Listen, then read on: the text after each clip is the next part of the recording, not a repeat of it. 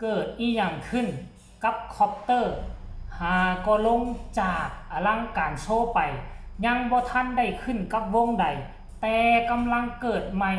เรื่องประเด็นดราม่าใหญ่ขึ้นมาสบายดี FC แฟนคลับทุกทานก็แล้วกันมาพบมาพ่อกันคลิปนี้ FC แฟนคลับซึ่งเป็นเรื่องที่หลายคนจับตาเบิงหลายคนจับตามองว่าศิลปินคนนี้จะไปใส่จะเฮ็ดหยังจะขึ้นกับวงใดเนาะออกจากอลังการโชว์ไปก็เห็นพ่อฮักแม่ฮักโพสต์ต่างๆนานามีดีดลับดีดเลิบอีหยังต่างๆตั้งว่า3วงใหญ่เนาะ3วงใหญ่ทาบทามเข้ามา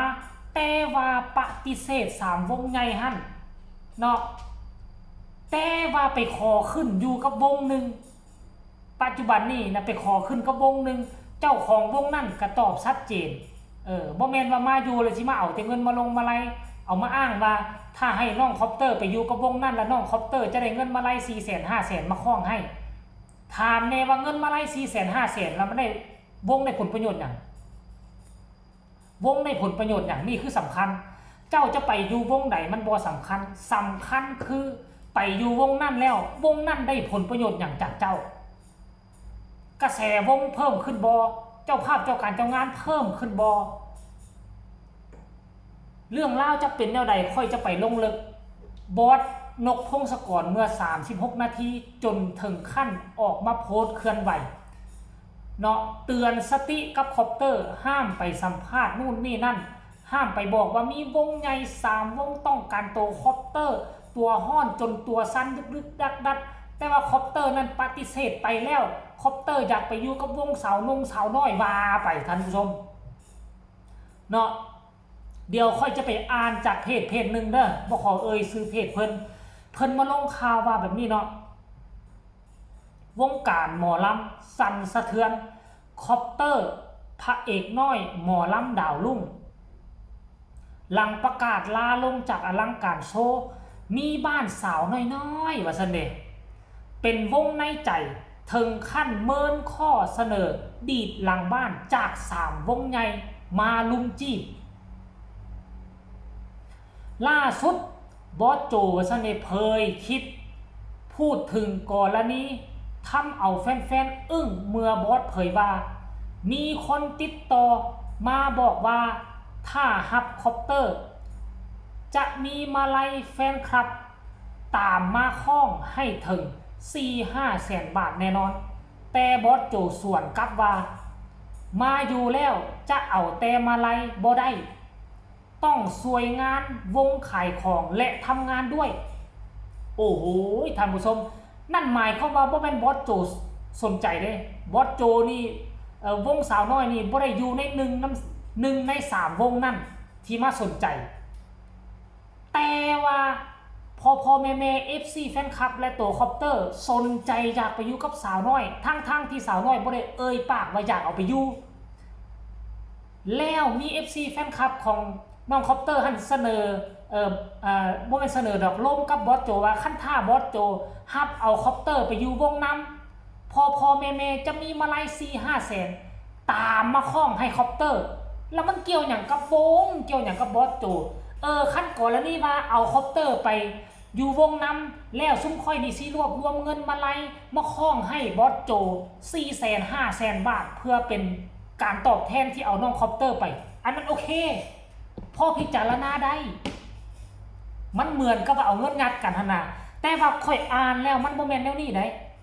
ตามที่ค่อยฟังค่อยอ่านวิเคราะห์หลายครั้งหลายคราวแล้วคือมันมี3วงใหญ่มาทาบทามคอปเตอร์จริง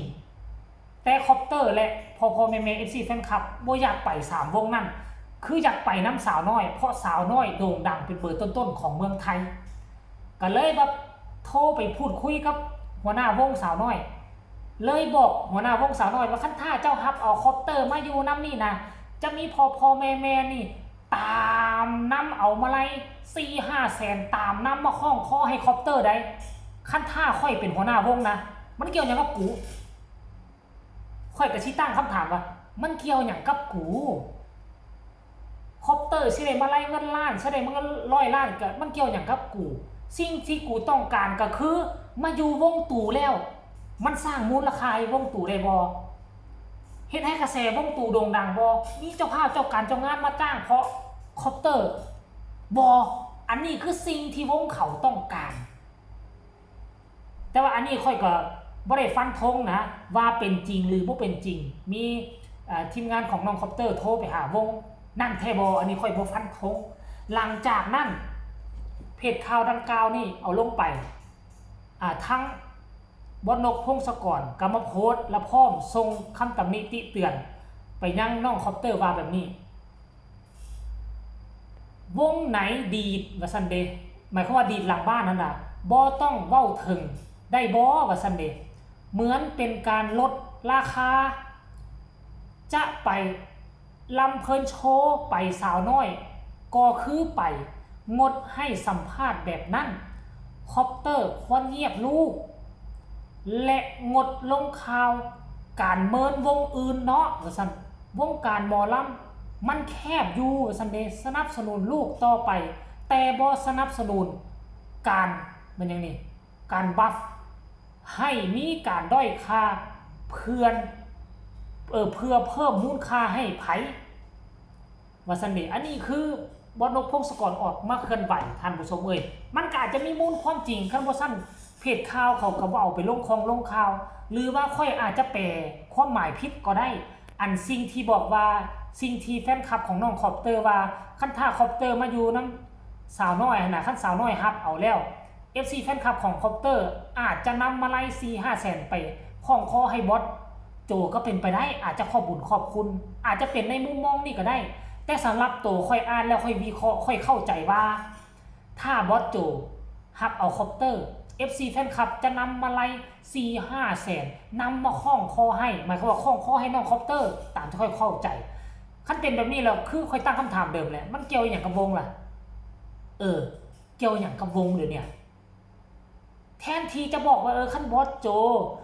ฮับเอาน้องคอปเตอร์มาอยู่นำอาจจะเพิ่มมูลค่าอาจจะเพิ่มกระแสให้กับวงก็เป็นไปได้เพราะฐาน FC แฟนคลับของน้องคอปเตอร์กับผู้ติดตามเท่านั้นเท่านี้ล้านน้องกับพ่อมีกระแสอยู่อาจจะเอาทั้งด้านนี้ก็ว่าไป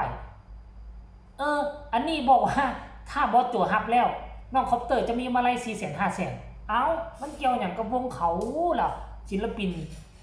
ก็เลยบอสโจก็เลยตอบไปทันทีทันใดว่าบ่แม่นมาแหละจะมาได้แต่ศิลปินกับพอฮักแม่ฮักบ่แม่นมาแหละจะมาได้แต่มาลัยกับพอฮักแม่ฮัก 400,000-500,000 แล้วบ่ได้สร้างคุณประโยชน์อีกอย่างให้กับวงบอสโจตอบชัดเจนเลยอันนี้อิงตามเพจข่าวนะFC แฟนคลับเอาละสำหรับคลิปนี้ก็นำเสนอตามข่าวข้อมูลข่าวสารที่ได้มาก็แล้วกันทุกคนเห็นแล้วเจ้ารู้สึกแนวใดก็สามารถคอมเมนต์กันมาได้ในใต้คอมเมนต์สำหรับคลิปนี้ลาทานผู้ชมไปก่อนสบายดี